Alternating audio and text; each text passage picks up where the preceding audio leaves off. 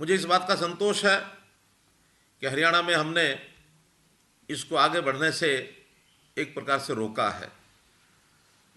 हमें रोकने में सफलता मिल रही है।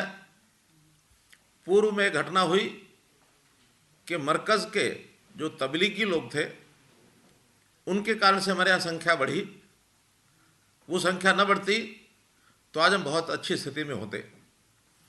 आज हमारे यहाँ 308 टोटल केसेस हैं, जो 4 मार्च से इस समय तक के लिए 224 लोग इसमें से रिकवर हो गए हैं। इसकी प्रतिशत 72.72% है, जो देश के सभी प्रांतों में केरल को छोड़ करके सर्वाधिक है। हमारे यहाँ डबलिंग रेट भी 21 दिन का है, जो केंद्रीय स्तर के ऊपर 8 दिन का ये डबलिंग रेट है।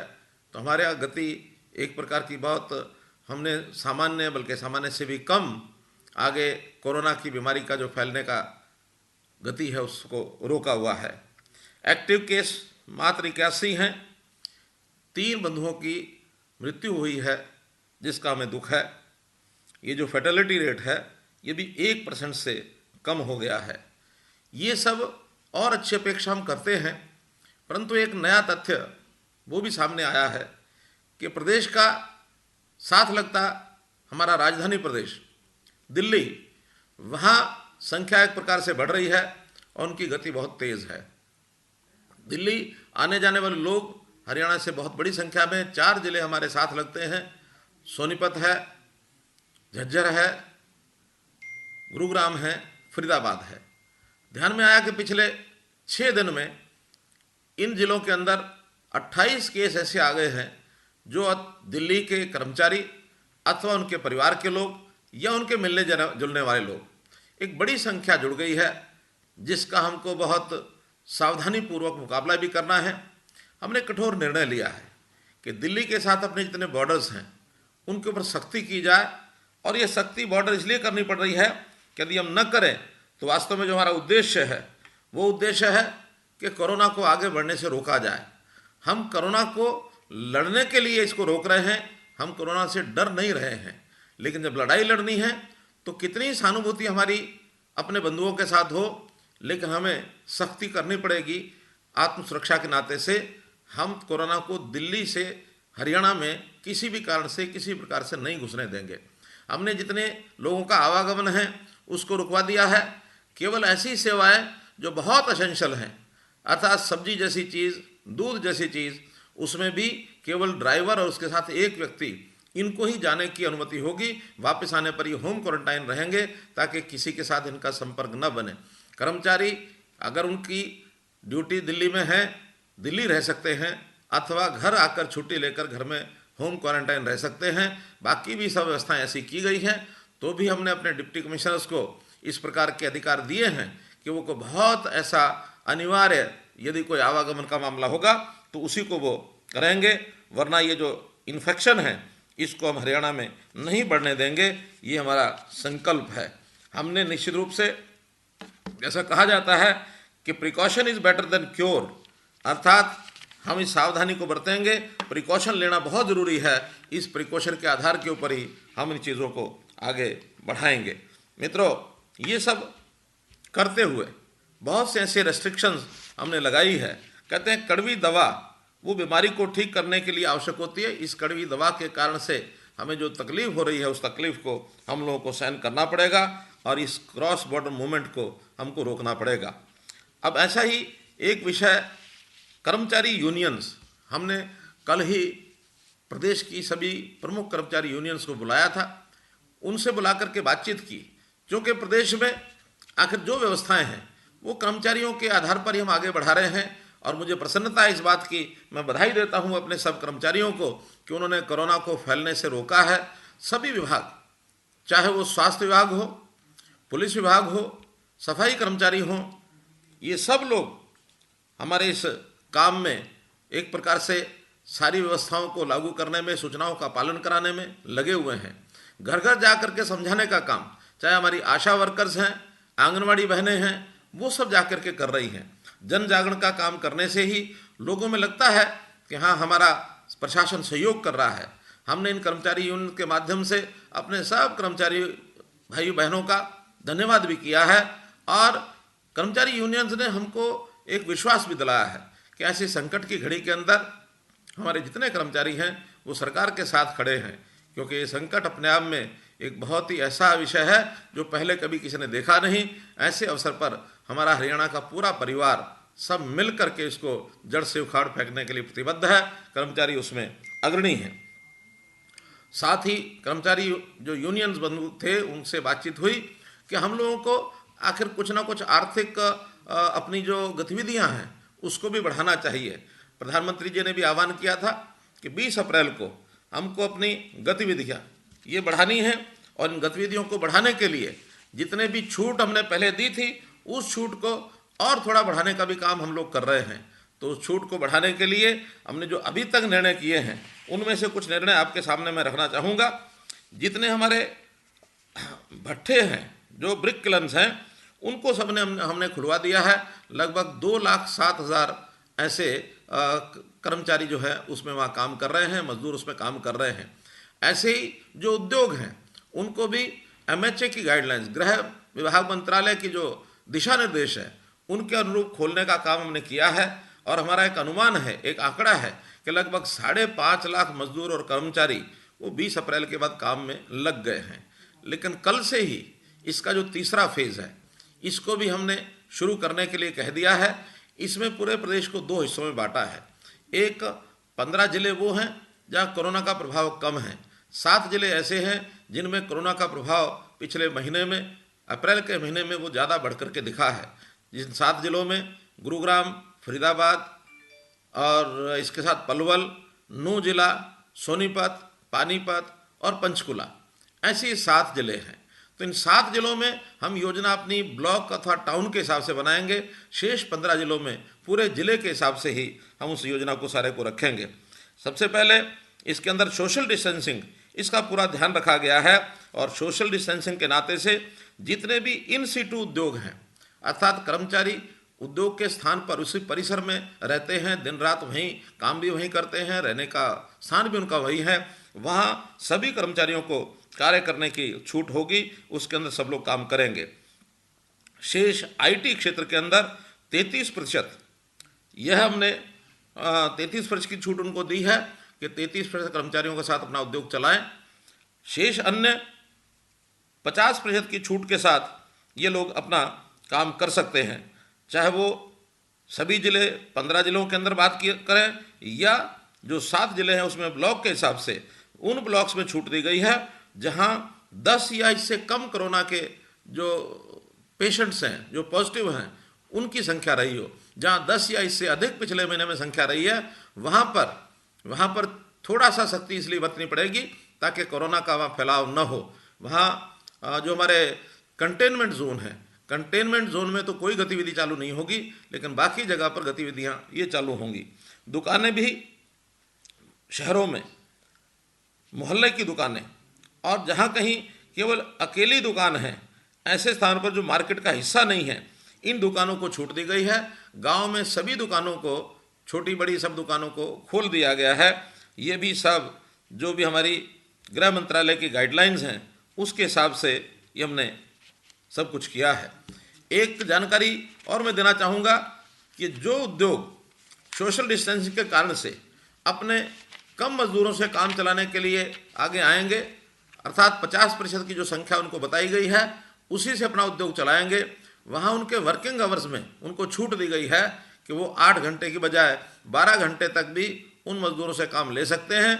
लेकिन ये जो धारा 59 है, 59, ये जो एक्ट है हमारा कारखाना अधिनियम 1948, इसकी धारा 59 के अनुसार उन सबको अतिरिक्त 4 घंटों का जो वेतन है, अर्थात ओवर टाइम का वेतन, ये डबल देना होगा।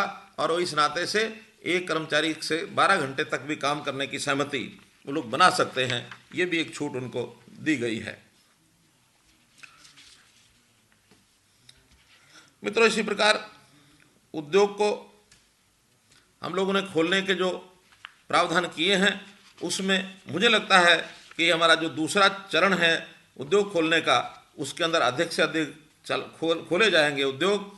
इसके बाद जहां कहीं कोरोना के केसेस ज़्यादा हैं, वो तीसरे चरण में 3 मई के बाद उनको और छूट दी जाएगी। उस समय तक हमारी सब गति इस प्रकार की ध्यान में आएगी कि किस गति से हम कोरोना से लड़ाई लड़ रहे हैं और कोरोना को हम रोक पा रहे हैं, तो निश्चित रूप से इसको हम खोलेंगे। विषय है प्रवासी मजदूर। प्रवासी मजदूर हमारे यहाँ हरियाणा में भी बहुत बड़ी संख्या के अंदर उद्योग में लगे हुए थे, खेतों में काम कर रहे थे। अचानक इनको जब एक विषय लॉकडाउन का आया तो घर जाने के लिए इन्होंने अपनी तैयारी की, लेकिन चूँकि सोशल डिस्टेंसिंग के कारण से इनका एक साथ घर जाना संभव नहीं था। हमने इनके लिए माइग्रेंट कैंप्स बनाए और उन माइग्रेंट कैंप्स में लगभग 15,500 मजदूरों को 20-22 दिन वहाँ रहने के लिए कर्मचारियों ने, वहाँ पर संस्थाओं ने, सब लोगों ने सहयोग किया। और इसके बाद एक क्वारंटाइन का पीरियड पूरा होने के बाद परस्पर प्रदेशों में जो भी ऐसे लोग रुके थे, उन्होंने अपने अपने घर जाने के लिए जब इंतजाम हमने किए तो घर जाने लगे हैं। और उन 15 दिनों के अंदर हरियाणा में हमने कम से कम ऐसे जितने प्रवासी मजदूर थे उन भाइयों को कोई तकलीफ नहीं होने दी, बल्कि सेवा भाव से उनका जब सेवा की गई और जाने लगे तो भावनात्मक तरीके के भी दृश्य ध्यान में आए कि जब उस कैंप को छोड़ करके जा रहे थे तो जाते समय ऐसा भी ध्यान में आया कि वहाँ के कर्मचारियों के पैर तक उन्होंने छुए। और जब उनसे पूछा ऐसा क्यों, तो उन्होंने कहा कि हमें परिवार के अंदर भी जितनी सेवा भाव और जितना हमको प्रेम स्नेह प्यार मिलता है उससे ज़्यादा प्यार हमको मिला है, और एक परिवार से जैसे बिछड़ना होता है इस प्रकार के बिछड़ने का उनका जो एक दृश्य ध्यान में आ रहा है। ये सब मजदूर, हमको इनको मजदूर कहते हैं ऐसा नहीं है, हमारी इस प्रदेश की एक प्रकार की मजबूती के ये अंग हैं। और इस मजबूती को लाने के लिए हरियाणा में जो इन्होंने काम किया, आगे दोबारा से फिर वो काम करने आए, ऐसी हमारी इच्छा है। किन्हीं कारणों से अपने प्रदेशों में भी काम करते हैं, तो उनका सबका 15-15, 20-20 वर्षों से जो यहाँ काम करके गए हैं हरियाणा के निर्माण में, उन्होंने सहयोग किया है। मैं उनका धन्यवाद भी करता हूँ, उनका आभारी भी हूँ कि अपने सब लोगों का उन्होंने ध्यान रखा है। अभी भी जो मजदूर यहाँ शेष बचे हैं, बहुत लोग कटाई के काम के लिए आए हुए हैं। ऐसे कटाई के काम वाले सभी कटाई करने के बाद इन लोगों को सबका ध्यान रखा जाएगा। जब भी कोई उचित अवसर आएगा तो इनको इनके घरों में वापस भेजा जाएगा। जब तक इनको यहाँ रहने के लिए कहा जाता है तब तक यहाँ रहें। इनकी सबकी व्यवस्था, इनके भोजन की, खाने की, पीने की सब व्यवस्थाएं यहाँ उनको उचित ढंग से की जाएंगी, एक परिवार की तरह की जाएंगी। हमारे ये अपने अंग हैं, हमारे ये हरियाणा के जैसे लोग होते हैं वैसे ही हमारे लिए ये भाई हैं। भ्रातृभाव से हम लोग इनकी सेवा करेंगे, किसी प्रकार की चिंता इनको नहीं करनी चाहिए, ऐसा मैं इनको इस बात का विश्वास दिलाता हूँ। मित्रों, हरियाणा में चूँकि हमको पता है कि हमारी आर्थिक स्थिति, इस आर्थिक स्थिति का एक विषय सबके सामने मैंने खुले रूप से रखा है। आज मैं फिर उस बात को दोहराता हूँ कि हमको हरियाणा में अपने खर्चे कम करने होंगे, हमको अपनी आय किसी न किसी रूप में बढ़ानी होगी। इस आय को बढ़ाने के लिए हमारे जो मंत्रीगण हैं, बाकी सब लोग हैं, जैसे जैसे सुझाव आ रहे हैं उस हिसाब से उन सुझावों के ऊपर हम काम करेंगे। लेकिन एक विषय मैंने जो थोड़ा संकेत किया था कि हम जो अपनी भर्तियां हैं, उन भर्तियों में यूनिवर्सिटीज़ के अंदर जहां आवश्यकता नहीं है वहीं नहीं करेंगे, बाकी जगह आवश्यकता जहां है उनकी भर्तियां चालू रहेंगी।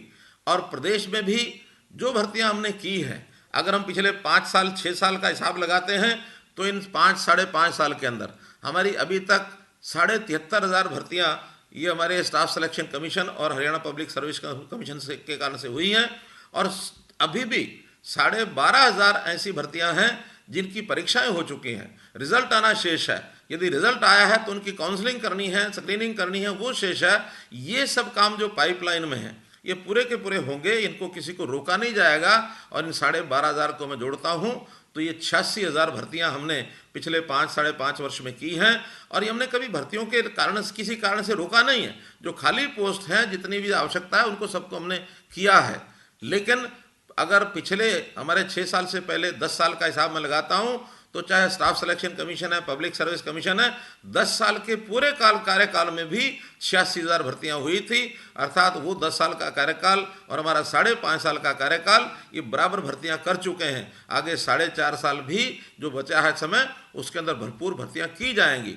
लेकिन वर्तमान समय ऐसा है जब सोशल डिस्टेंसिंग है, जब ट्रांसपोर्ट के साधन बंद हैं, परीक्षाएं हम करा नहीं सकते हैं। हमारे तो जो स्कूल के विद्यार्थी, कॉलेज के विद्यार्थी, +2 के विद्यार्थी, इनकी परीक्षाएं वो सब शेष हैं और इस एक विशेष परिस्थिति के कारण से उनकी परीक्षाएं भी हम करा नहीं पा रहे हैं। इनकी परीक्षाएं कराने का अवसर जैसे हमें मिलेगा, जैसे ही वातावरण अनुकूल होगा, सब स्थितियां ठीक होंगी।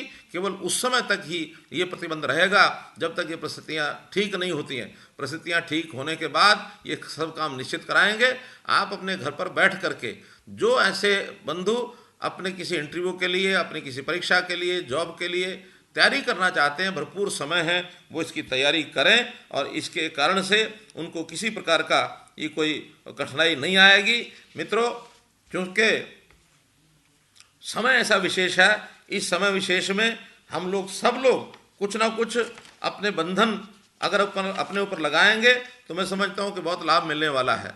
मैं तो एक ही बात हरियाणा सरकार की ओर से कह सकता हूँ कि जब मैंने अपने मित्रों से, साथियों के सामने सब विषय रखे तो उन्होंने इसको बखूबी सहयोग करने का जो एक प्रकार से संकल्प दोहराया, जिसके कारण से मुझे बताते हुए आपको संतोष हो रहा है कि सभी 90 विधायक, उसमें 13 मंत्री हैं, 77 MLAs हैं, उन सब लोगों ने अपनी 1 महीने की तनख्वाह, सैलरी ये पूरी की पूरी कोरोना रिलीफ फंड के अंदर ये डाल दी थी। और न केवल इस 1 महीने की सैलरी उन्होंने दी है, बल्कि आगे 1 साल अर्थात अप्रैल से लेकर अगली मार्च 2021 तक पूरे 1 वर्ष 30% सैलरी का अपना कट लगवा दिया है कि ये 30% की सैलरी हमारी कम कर दी जाए ताकि सरकारी खर्चों को कम किया जाए।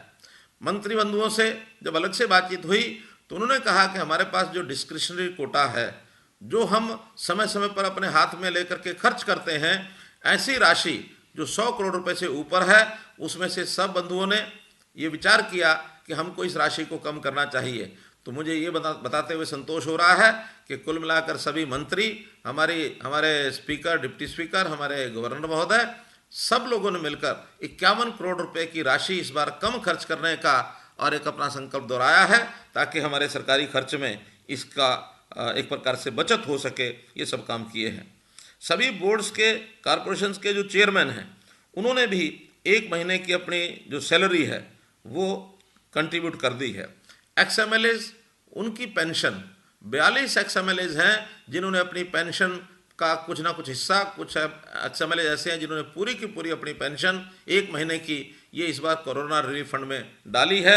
उनका भी मैं धन्यवाद करता हूँ। तो इस प्रकार से हमारे राजनीतिक लोगों ने कुल मिलाकर करोड़ों रुपए का कोरोना रिलीफ फंड में या सरकारी धन के अंदर जो एक प्रकार से बचत कराई है, उनका भी मैं बहुत धन्यवाद करता हूं। आजकल हमको पता है कि मंडियों में प्रोक्योरमेंट चल रही है। प्रोक्योरमेंट का समय ये भी किसान के लिए, हमारे मजदूरों के लिए, आढ़ती के लिए, ग्रामीण जनजीवन के लिए बहुत ही महत्वपूर्ण ये एक अवसर होता है। इसमें इस बार हमको थोड़ा कठिनाई आई है सोशल डिस्टेंसिंग का पालन करने के लिए। हमने इन मंडियों की संख्या ज़्यादा की है। पहली बार ये प्रयोग हुआ है कि गेहूँ 400 के बजाय 1800 मंडी और परचेज सेंटर्स के ऊपर ये कराया जा रहा है। स्वाभाविक है, इतना विस्तार, चूँकि वहाँ किसी प्रकार की व्यवस्थाएं नहीं थी, नई व्यवस्थाएं बनानी थी। प्रारंभ के 2-3 दिन कठिनाई आना स्वाभाविक था। संयोग से वर्षा बीच में आई, ओले भी कई जगह पड़े, उसके लिए भी हमको सब कुछ संभाल करके अपनी व्यवस्थाएं ठीक करनी थी। कुछ आड़तियों के साथ भी हमारा एक विवाद हुआ था, बाद में उसको सुलझा लिया गया और उस सारे विषय को ठीक करते हुए हमारी प्रोक्योरमेंट बहुत ठीक प्रकार से चल रही है। अभी तक सरसों कुल मिलाकर 3,20,000 मीट्रिक टन ये खरीदी जा चुकी है। इसी प्रकार गेहूं 30 लाख से ऊपर मीट्रिक टन ये मंडियों में आ चुकी है। सरसों की पेमेंट प्रारंभ हो चुकी है। 527 करोड़ रुपए की पेमेंट दी जा चुकी है, जो 47,000 किसानों को मिली है। गेहूं की ये जो पेमेंट है वो आज शुरू कर दी जाएगी। आने वाले 2 दिनों में जिन लोगों ने गेहूं 3 दिन पहले बेची है, उन सबको गेहूं का पैसा ये मिल जाएगा और इस प्रकार से इस सारे विषय को सारे सुचारू ढंग से हम लोग आगे करेंगे। मुझे एक ही बात आप लोगों को कहनी है कि ये समय बहुत विशेष प्रकार का समय है। इस समय में जैसा हम जानते हैं कि जब भी कोई चलती हुई गाड़ी रुकती है, रुकने के कोई भी कारण हो सकते हैं, लेकिन जब उसको शुरू किया जाता है तो जब शुरू करते हैं तो गाड़ी एक साथ एकदम नहीं दौड़ती है।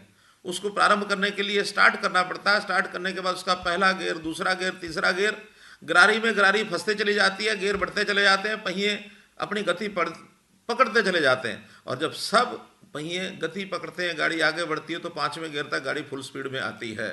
हम भी कुल मिलाकर के इस कोरोना के कारण से जो हमारे सारे सिस्टम को, पूरे समाज को एक ब्रेक लगा था, एक थम सी गई थी जिंदगी।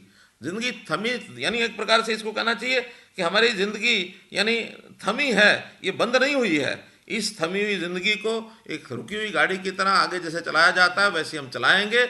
अब आज ये मान के चलें कि जैसे 20 अप्रैल को हमने अपने उद्योग के कुछ आर्थिक गतिविधियों के खुलने का प्रबंध किया था, उस समय मानो पहला गियर लगाया था, तो आज ये मान के चलो कि कल से हम दूसरे गियर में आए हैं, और ये लगातार बढ़ते बढ़ते हम आशा करते हैं कि 3 मई को लॉकडाउन का कोई ना कोई चाहे समाप्त होगा और नहीं समाप्त होगा, तो लॉकडाउन रखते हुए भी जो इसमें छूट दी जाएगी उस छूट के हिसाब से हम आगे बढ़ेंगे और हम अपनी ज़िंदगी को पटरी पर लेकर के आएंगे। इसको हम ऐसा ना समझें कि एकदम ये बंद हो गया, धीरे धीरे चलेगा और पूरी हम अपने इस सिस्टम को ठीक करेंगे। मैं तो यही कहूँगा कि ज़िंदगी जो शेष है, ज़िंदगी जो शेष है वही विशेष है। इसलिए हम जिस फेज़ में अब आए हैं, इस फेज़ के आगे अपनी ज़िंदगी को सुरक्षित रखना, उसको ठीक ढंग से आगे बढ़ाना, चलाना और उसी का आनंद लेना, ताकि हम अपने जीवन को, अपने आने वाली पीढ़ी को ठीक सुरक्षित ढंग से एक अच्छा भविष्य दें। यही आपसे मेरा निवेदन है। बहुत बहुत धन्यवाद, बहुत बहुत आभार।